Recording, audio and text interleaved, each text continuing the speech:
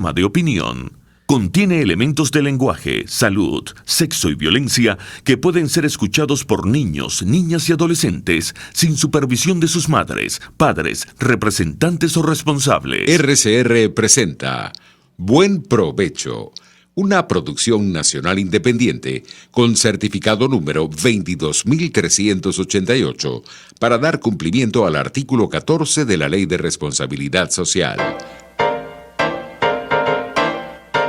A partir de este momento, los invitamos a formar parte de esta mesa donde se componen y descomponen los problemas del país.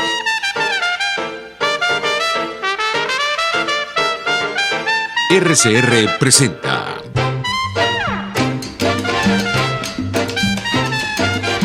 Buen Provecho.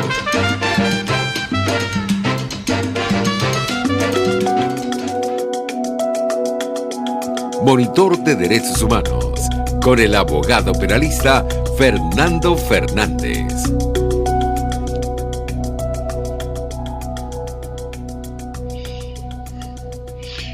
Buen mediodía y buen provecho. Les deseamos a todas las personas que nos escuchan.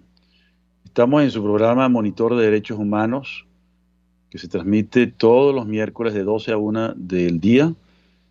Y bueno, muy pendientes pues de el acontecer y de los acontecimientos que ocurran en la semana o en el día.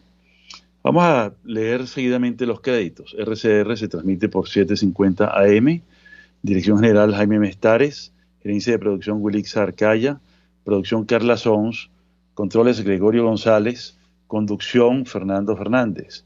Y mientras dure la limitación del acceso por la radio en la sintonía AM, este programa se transmite también por RCR 750 por YouTube, Radio Caracas Radio, Periscope e Instagram. Pueden seguir nuestros tweets en DH Monitor, repito, @DH y el correo electrónico fmfmonitordh@gmail.com. Hoy miércoles 22 de junio continuaremos hablando del informe de la Alta Comisionada de Derechos Humanos de la ONU ante el Consejo de Derechos Humanos que se presentó el día 15 de julio. Hoy nos vamos a dedicar pues a revisar el alcance que hace la Alta Comisionada sobre los derechos humanos en Venezuela, particularmente los derechos humanos civiles y políticos, y también los económicos y sociales. Este informe, aunque hicimos una introducción la semana pasada, pero por razones de dificultades con la conexión de internet, solamente fue transmitida de forma auditiva. Hoy, sin embargo, vamos a tratar de cubrir todo el espacio, hablando pues del informe, y ojalá tuvieran a mano dicho informe para poder también hacer seguimiento a lo que vamos diciendo, ¿no? Porque el informe es muy interesante, tiene tres grandes aspectos. Uno es la independencia del sistema de justicia, otro es el acceso a la justicia, con un contenido especial en materia de los delitos de género, y por supuesto lo que tiene que ver las violaciones a los derechos a la vida, a la seguridad personal, el tema de la violencia por motivos de género, que es un tema muy importante, muy sensible. Y el segundo aspecto es la violaciones a los derechos económicos y sociales. Y por último, un amplio sector dedicado a el arco minero y las implicaciones ambientales, humanas, el tema de los indígenas, etcétera, ¿no? Pero vamos a dedicarnos a la parte inicial, pues, ¿no? Lo que tiene que ver con los derechos civiles y políticos. Como es bien sabido por quienes nos escuchan, quienes nos siguen, parte de la competencia del sistema de los derechos humanos tiene que ver con el Pacto de Derechos Civiles y Políticos. Y uno de los aspectos centrales de ese pacto, pues, tiene que ver con la administración de justicia, ¿no? Y uno de los valores de esa dimensión del Estado es justamente la independencia, tanto del Poder Judicial como de cada uno de los jueces, ¿no? Siempre habrá problemas con jueces en todas partes del mundo, inclusive en los países de mayor desarrollo, sobre la noción del Estado de Derecho. Pero cuando se habla del sistema de administración de justicia ya es otra cosa, ¿no? Porque justamente habla en términos sistémicos y del problema, pues, que puedan tener todos los tribunales, todos los funcionarios del área judicial y, por supuesto, quienes interactúan en el mismo, ¿no? No solamente los jueces y el personal de los tribunales, sino también los fiscales y, por supuesto, los abogados. Lo primero que denota la alta comisionada en su informe, en el punto número 7, tiene que ver con el principio de independencia judicial que está consagrado en la Constitución, en la Ley Orgánica del Tribunal Supremo de Justicia, en la Ley Orgánica del Poder Judicial y en el Código de Ética del Juez venezolano. Sin embargo, aquí vemos ya un problema de alta significación porque el Código de Ética del juez y la jueza venezolanos, tanto jueces como juezas, están involucrados con el vocabulario inclusivo. Sin embargo, dicho instrumento está parcialmente suspendido, sobre todo en lo que tiene que ver con la competencia, pues, de quienes evalúan a los jueces en materia ética. Tiene que ver, pues, con el comportamiento, con la idoneidad, con el profesionalismo y sobre todo con el valor de la independencia. Independencia de criterio quiere decir que no sigue órdenes, que no sigue instrucciones, que es independiente en su valoración de los hechos y en la aplicación del derecho en cada caso que se le presente, y por supuesto que tiene que ver con su conciencia. No solamente el marco normativo, jurídico, es importante aquí, sino la conciencia del juez, por aquello que tiene que ver con la equidad y la aplicación de la justicia, que tiene que ver con esa valoración subjetiva, pues, de quien realiza esta evaluación. Y decimos subjetiva porque tiene que ver con la conciencia y con la ética de la persona, pero en realidad se trata de evaluar los hechos objetivos, los hechos materiales, y aplicar también objetivamente el derecho en cada circunstancia, en cada caso que se esté tratando, ¿no? El no tener en pleno vigor el Código de Ética de los jueces venezolanos pone al sistema en un disparadero, ¿no? ¿Por qué? Porque no hay un parámetro. No hay un parámetro para evaluar su actitud, su comportamiento, su desempeño. Y eso es sumamente grave porque entonces puede generarse una distorsión en la aplicación de la justicia. Y eso es justamente la carencia más importante. Naturalmente, en el informe no se hace mención de este asunto, pero es un tema que sugerimos que debe ser tomado en cuenta en la evaluación del sistema judicial, ¿no? Y como una manifestación de esa falta de independencia, de la cual estamos comentando, está el tema de la inexistencia de un proceso transparente para la designación de los jueces, sujetos también a la presión política y naturalmente también a la presión económica que pueda darse, ¿no? Presión política que puede darse por factores partidistas, pero también por factores externos, como pudiera ser las tendencias ideológicas y naturalmente de quienes interactúan en el sistema. Particularmente habla el informe de la alta comisionada en el punto número 8 que en el año 99 se decretó una emergencia judicial. Eso permitió una purga del sistema judicial, pero a su vez generó una implantación de un sistema que francamente ha sido sumamente negativo. Digamos, en el sistema anterior, antes de esta emergencia judicial, había una especie de reparto de cargos según las cuotas políticas de los partidos que existían en aquel entonces. Eran 3, Acción Democrática, COPEI y el MAS, y algunos partidos minoritarios que tenían sus pequeñas cuotas, ¿no? De jueces que simpatizaban, no de jueces militantes, sino de simpatizantes que se adscribían a un sistema ideológico. Eso cambió radicalmente al ser ahora jueces designados con una sola orientación ideológica de simpatía, con el ingrediente de que, y lo señala directamente la alta comisionada, cuando en 2015 pues se designan la nueva Asamblea Nacional y a su vez también se designan a los nuevos magistrados de una manera realmente apresurada, y estamos hablando de los magistrados del Tribunal Supremo de Justicia, es decir, la máxima autoridad en materia judicial, ¿no? ¿Eso qué trae como consecuencia? Que estos magistrados que fueron violando el propio reglamento y todas las regulaciones atinentes a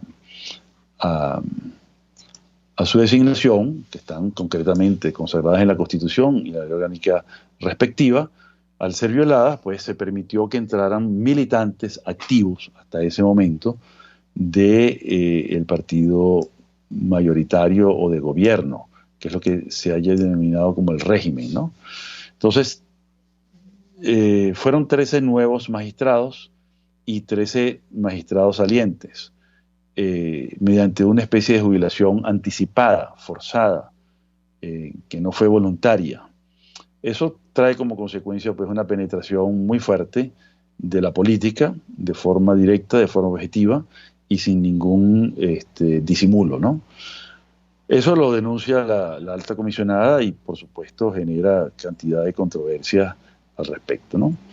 El otro tema es que este nuevo Tribunal Supremo, con la composición que hemos conversado, a su vez ha emitido una serie de sentencias en contra de la Asamblea Nacional. La Asamblea Nacional, que es el único órgano legislativo que existe en el país con legitimidad, que fue electo de forma libre y de forma voluntaria por el electorado venezolano en su momento, ha tratado de cumplir con su función. Ha emitido 127 actos legislativos, entre los cuales están las leyes, acuerdos, reforma del reglamento interno, etcétera. Y sin embargo, pues su independencia tampoco ha sido respetada por este Tribunal Supremo. Digamos, según la contabilidad que hace la alta comisionada, entre diciembre de 2015 y mayo de 2020, es decir, algo muy reciente, ese tribunal pronunció 127 sentencias que invalidaban decisiones de la Asamblea Nacional, con lo cual el Poder Legislativo quedó absolutamente finiquitado, muerto, pues, ¿no? Desde el punto de vista de su actuación. No obstante, sigue funcionando, sigue emitiendo actos legislativos y actos de Contraloría. No obstante, pues que sabemos que el destino va a ser una nueva anulación o invalidación de esos actos legislativos. Lo más grave es que se ha atribuido el Tribunal Supremo competencias específicas de la Asamblea Nacional, como es la designación del Consejo Nacional Electoral, con cero capacidad de independencia de estos funcionarios, ¿no?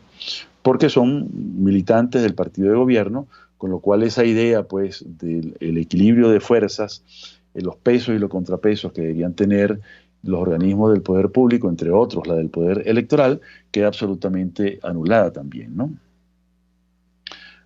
Bueno, todo este tema, pues, de los problemas relacionados a la independencia judicial se vinculan también con la falta de independencia de los fiscales, con lo cual se incumple pues la ley orgánica del Ministerio Público, que obliga a tener un concurso público para optar a los cargos. Siguen siendo de libre nombramiento y remoción, y naturalmente eso genera una gran incertidumbre, por lo cual esa inseguridad, esa incertidumbre, generalmente es resuelta con solicitud de orden, ¿no? ¿Qué hago en tal caso o qué se debe hacer en tal situación? Y eso impide pues que se aplique correctamente la ley, y eso implica además que falle pues el mecanismo de la conciencia frente a cada situación. Eso es muy grave, ¿no? El hecho de que una autoridad superior diga lo que se debe hacer en cada caso, tanto a nivel judicial como a nivel del Ministerio Público, implica pues que puede haber un sesgo político en cada una de esas decisiones por la orientación ideológica y corporativa del partido de gobierno o del régimen, como se le ha llamado, ¿no? Entonces, veamos parte de los temas que tienen que ver con los derechos civiles, ¿no? Entonces, el gran problema de los derechos fundamentales, como por ejemplo el derecho a la vida y a la seguridad personal, se ve pues violentado, porque al no haber los suficientes recursos, a su vez, Y al tener estos problemas en la designación de los altos magistrados, más la titularidad de los jueces y los fiscales, genera un clima de inseguridad que se traduce en dificultades para garantizar el derecho a la vida. Y lo primero que señala el informe de la alta comisionada es el tema, pues, de los organismos policiales que tienen que ver con la seguridad y que tienen que ver concretamente con la custodia, la protección de la vida. Se menciona, y hay que recordar que ya la alta comisionada ha mencionado en distintas ocasiones, el año 2019 lo ha reiterado a principios de este año también, en el último informe preliminar a este, que de principios de julio, que las FAES, que es decir, las Fuerzas de Acciones Especiales, debían ser disueltas. Es un órgano que está adscrito a la Policía Nacional Bolivariana. Esto se le ha hecho caso omiso, ¿verdad?